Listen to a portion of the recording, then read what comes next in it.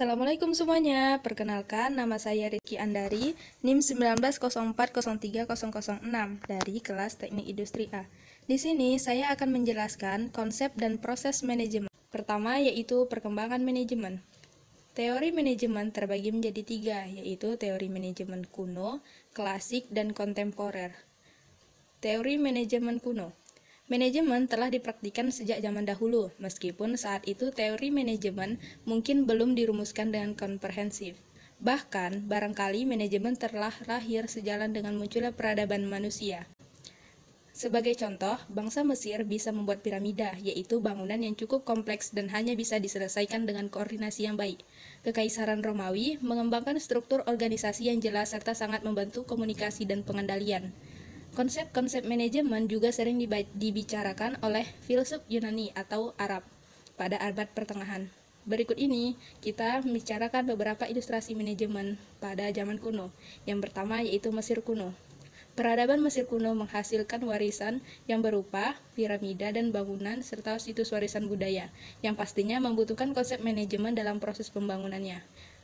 Pembangunan piramida melibatkan ribuan orang, lebih dari 100.000 orang, dan bahkan membutuhkan waktu sekitar 20 tahun untuk menyelesaikan satu piramida. Untuk membangun konstruksi raksasa tersebut jelas dibutuhkan manajemen. Pasti ada manajer yang bertugas merencanakan, mengordinasikan, dan mengendalikan aktivitas manusia dan sumber daya agar bangunan piramida tersebut bisa berdiri. Kedua, ada Machiavelli. Pada tahun 1531, Machiavelli merumuskan prinsip manajemen dalam bukunya yang berjudul The Sources. Dia menuliskan beberapa prinsip yang relevan dengan manajemen kontemporer. Yang ketiga yaitu ada Sun Tzu. Sun Tzu merupakan filsuf Yunani yang hidup sekitar 2000 tahun yang lalu. Sun Tzu menulis buku yang berjudul The Art of War atau Seni Perang.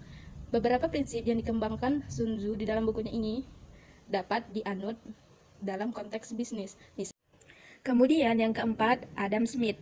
Pada tahun 1776, Adam Smith mempublikasikan bukunya yang berjudul The Wealth of Nations. Di dalam bukunya, Adam Smith berargumentasi bahwa masyarakat seharusnya melakukan pembagian tenaga kerja atau spesialisasi kerja. Teori spesialisasi tersebut mengilhami banyak kalangan, termasuk pemikir-pemikir manajemen yang hidup setelah masa Adam Smith. Setelah teori manajemen kuno, kemudian terdapat teori manajemen klasik. Taylor menulis buku Shop Management and the Principles of Scientific Management. Frederick Maxwell Taylor juga disebut sebagai bapak manajemen ilmiah. Prinsip manajemen ilmiah menurut Taylor yaitu mengembangkan ilmu sains untuk setiap elemen, kemudian memilih karyawan secara ilmiah.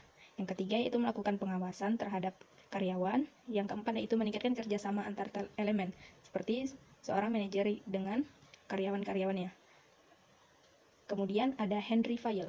Henry Fayol menulis buku General and Industrial Management. Fayol juga merupakan orang pertama yang mengelompokkan kegiatan manajerial menjadi 4 bagian, yaitu perencanaan, pengorganisasian, pengarahan, dan pengendalian.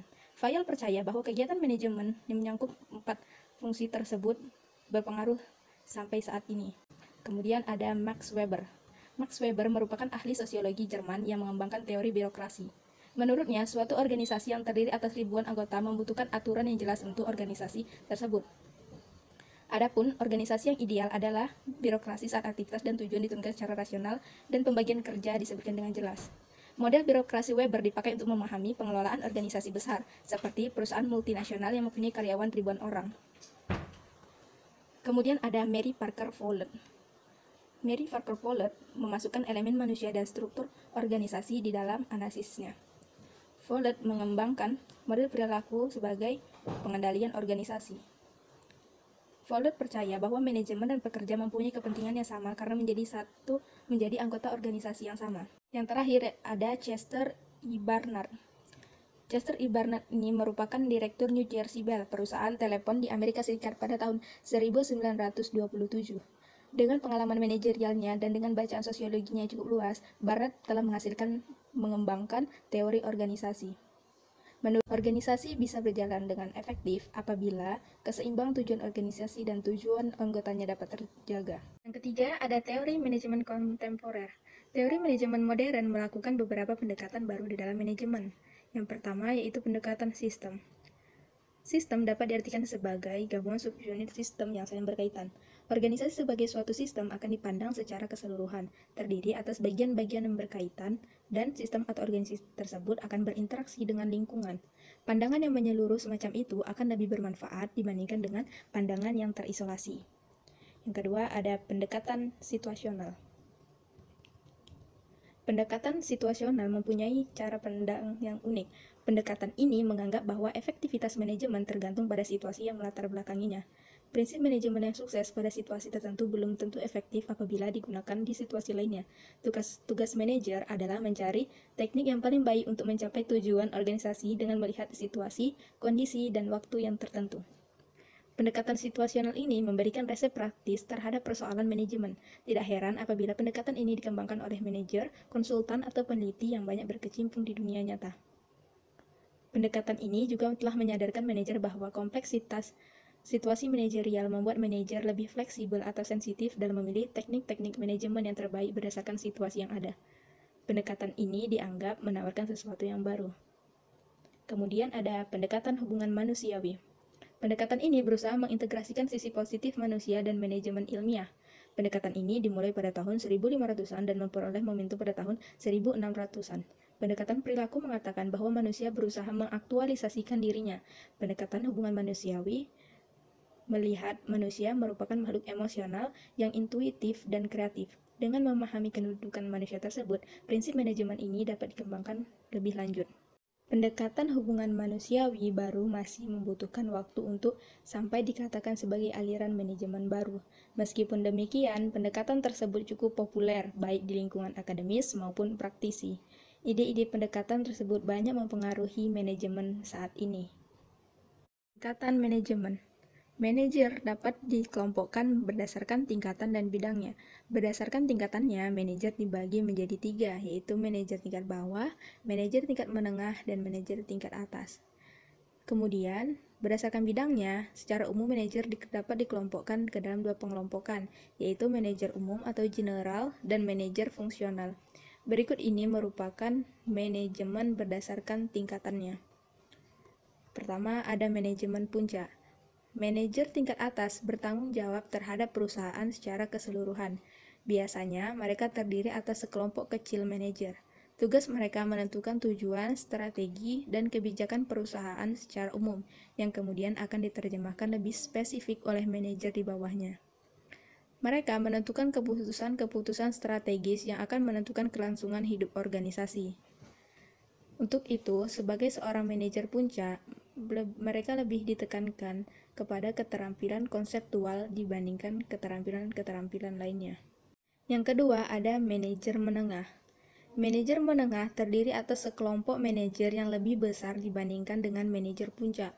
Tugas mereka adalah melaksanakan tujuan, strategi, dan kebijakan yang telah ditetapkan oleh manajer puncak serta mengordinasikan dan mengarahkan aktivitas manajer tingkat bawah dan juga karyawan operasional. Posisi manajer menengah ini berada di antara manajer puncak dengan manajer tingkat bawah. Manajer tingkat menengah menjadi jembatan antara manajer puncak dan manajer bawah. Untuk itu, manajer menengah lebih ditekankan pada keterampilan manusiawi karena berhubungan langsung dengan orang-orang lain. Yang ketiga, ada manajer tingkat bawah.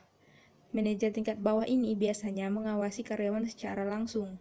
Mereka tidak mengawasi manajer lainnya. Tugas mereka mengawasi dan mengordinasi kegiatan operasional yang dilakukan oleh karyawan. Posisi tersebut biasanya juga dinamakan sebagai pengawas atau supervisor. Contoh manajer tingkat bawah seperti pengawas atau penyelia produksi, pengawas penjualan, dan pengawas administrasi. Selanjutnya ada keterampilan manajerial. Sebagai seorang manajer, maka harus memiliki keterampilan-keterampilan berikut. Menurut Robert L. Cass, ia mengidentifikasi keterampilan manajerial menjadi 3, yaitu keterampilan konseptual, manusiawi, dan operasional.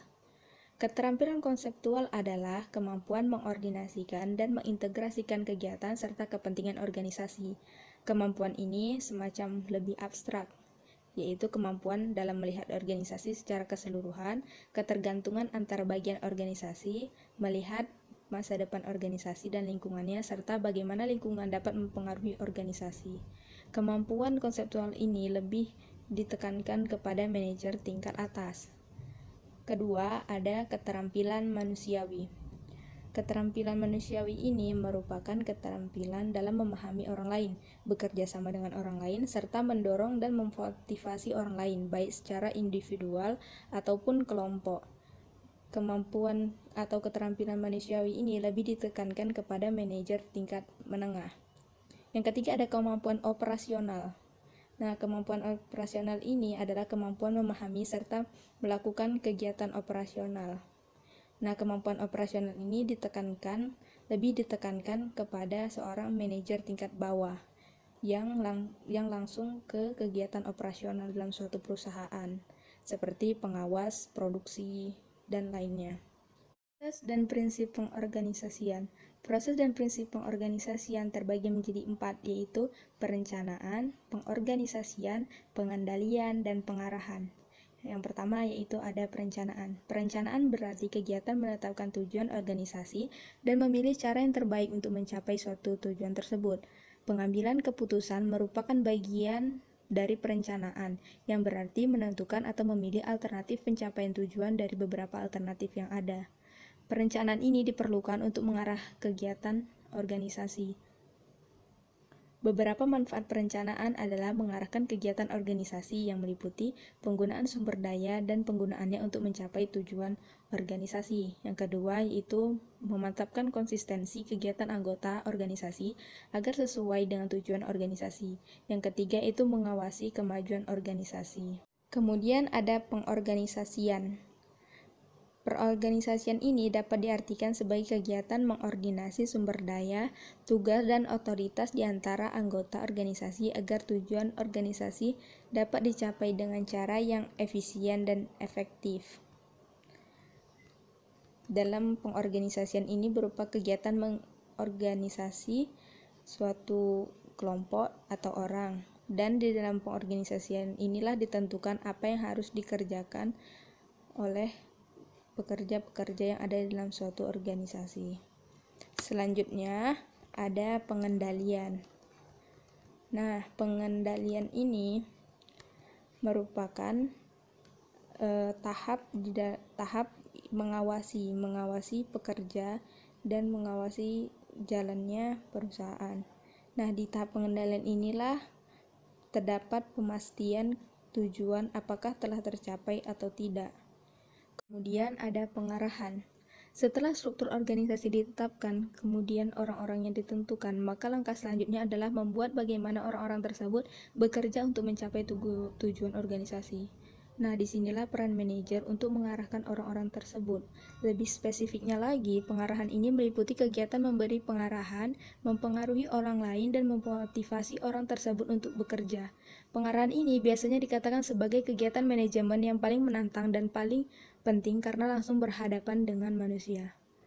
Bagaimana membuat orang lain bekerja untuk mencapai tujuan organisasi merupakan pekerjaan yang tidak mudah. Manajer harus mampu menciptakan suasana yang bisa mendorong orang untuk bekerja. Cara yang dipakai mungkin sangat berlainan dari satu organisasi ke organisasi lain. Bahasan terakhir yaitu tentang perubahan pendekatan manajemen. Dengan adanya pendekatan manajemen, maka akan terjadi perubahan di dalam suatu organisasi atau perusahaan. Perubahan yang terjadi biasanya yaitu mengenai peran dan tugas seorang manajer. Berikut adalah perubahan-perubahannya. Nah, pertama itu ada manajer operasional. Dengan adanya pendekatan manajemen, manajer operasional yang dulunya hanya sebagai implementer, kemudian sekarang bertransformasi menjadi entrepreneur yang agresif. Kedua, ada manajer puncak. Dengan adanya pendekatan manajemen, maka manajer puncak yang dulunya sebagai alokator sumber daya, sekarang bertransformasi menjadi pemimpin institusional atau pemimpin dalam sebuah perusahaan. Yang ketiga ada manajer senior. Nah, manajer senior ini dengan adanya pendekatan manajemen yang dulunya sebagai pengendali administratif sekarang menjadi coach suportif, yaitu sebagai orang yang memotivasi orang lain untuk bekerja. Nah, dengan adanya pendekatan manajemen ini diharapkan suatu perusahaan dapat meningkatkan produktivitas dan keefisiennya di dalam menghasilkan suatu produk. Sekian dari penjelasan, proses dan konsep manajemen dari saya. Saya mengucapkan terima kasih.